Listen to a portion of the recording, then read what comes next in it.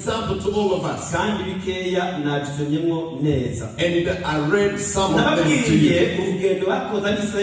I told you about the journey Israel had, going from Egypt to Canaan. I'll talk about this for 1 minute. The first problem they faced, it was fear.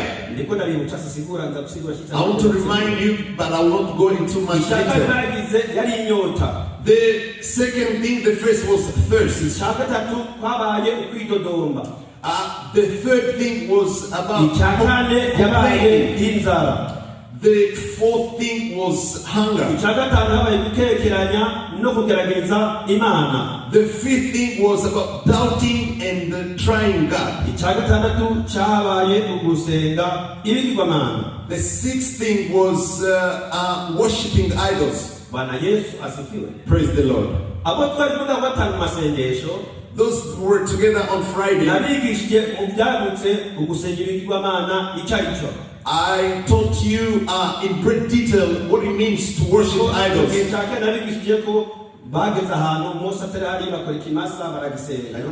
I remind you that one day, in Moses' absence, they made a bull and then they started worshiping him. But on the fifth day, I told you this. Worshipping idols, it can be compared to the sin of sexual immorality, adultery. But the sin of adultery is very related to the sin of lust. So worshipping idols is closely connected to lust, which is clearly understandable. That what people lust for, they will take the person into wanting them and wanting them. And the place where God will dwell will be occupied by their desires. And they realize that they are worshipping idols without knowing. So what I said in 40 minutes, I've just said it in 2 minutes, 1 minute. Praise the Lord.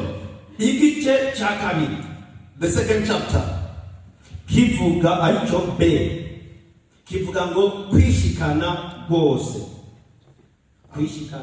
The second part is about offering yourself truly. And the theme of the message in that chapter is about entering the promised land. What it means in this promise, the promised land is heaven. Don't think heaven is very close.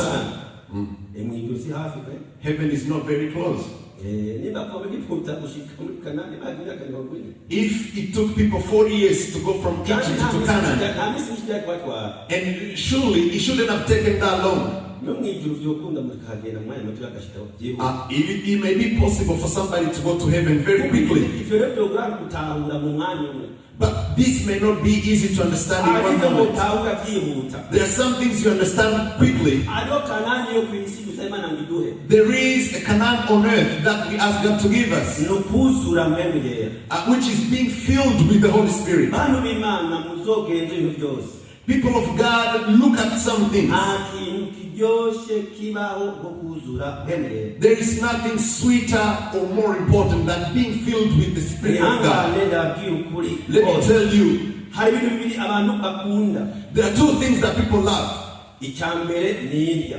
First of all is food. I know that you all eat. Don't tell me you don't love food, because you do. And I'm not talking about money.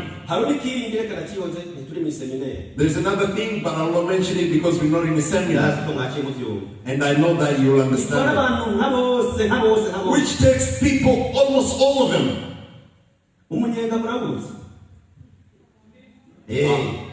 Do you know what a lift is?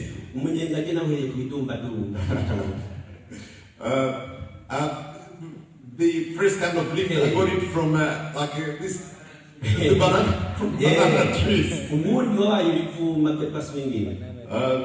And another one was from this kind of swings. Another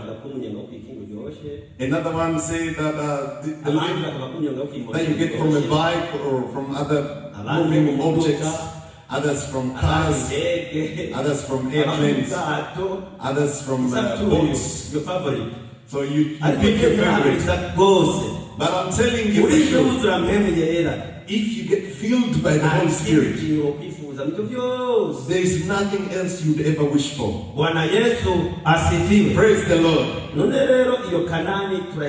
So this Canaan, I was telling you, we really want it. So all those two Canaans, let me combine them into one. Let me go back to what I taught you last time. I told you about 12 obstacles. Giants, I need the giants. Yeah, about 12 giants. So you see where this word giants, where it comes from. When Israelites were just about to cross the Jordan River, when they could see across, Moses sent about 12 people from all the tribes of Israel. When they went there, they were faced by the giants.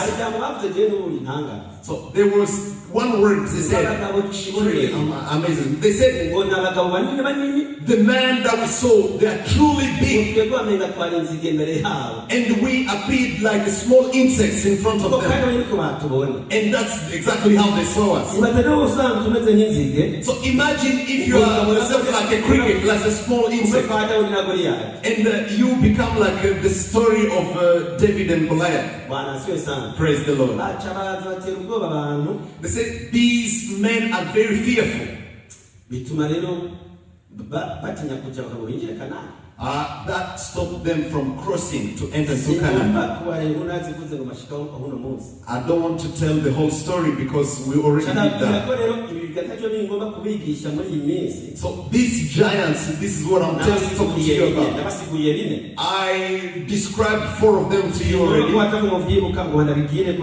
So I don't want to ask you if you still remember them. I was just making it for you.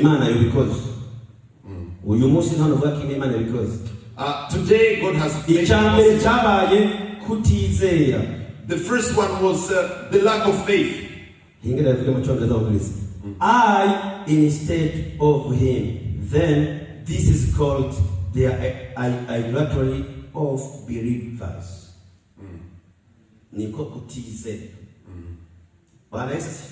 Amen.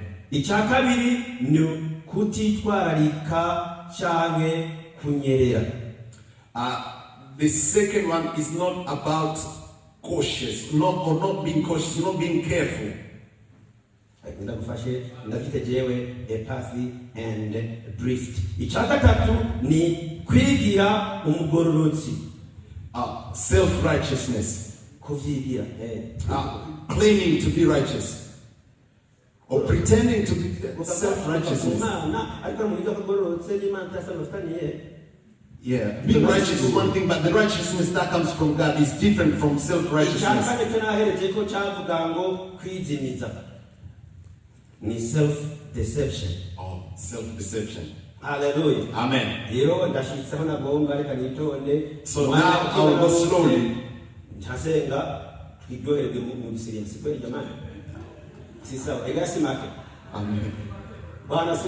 Amen. Amen. I'm a teacher. Usually I give a small message and I give my resume and that's it. It wouldn't make any sense to move if people didn't get the very first messages.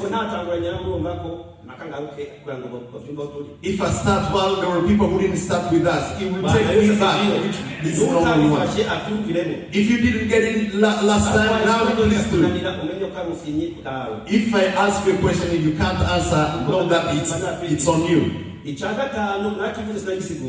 The 5th thing, I mentioned it but I didn't explain it. Lusting for evil things. Wishing or wanting bad things.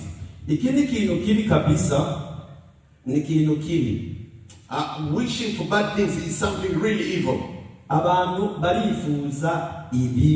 People desire really evil things. bisa no kwigungirako ubinafsi. That's which is kind of self-deceit. Biroroshe kuko umuntu wese afise umwidegemvyo. It is very easy because everybody's free. Akigungirako bikaza bukebuke. And being self-deceiving comes very easy. Umuntu akabikora bukebuke. And it comes very slowly. Bigateba bigahinduka ingeso. It takes a long time until it becomes a habit.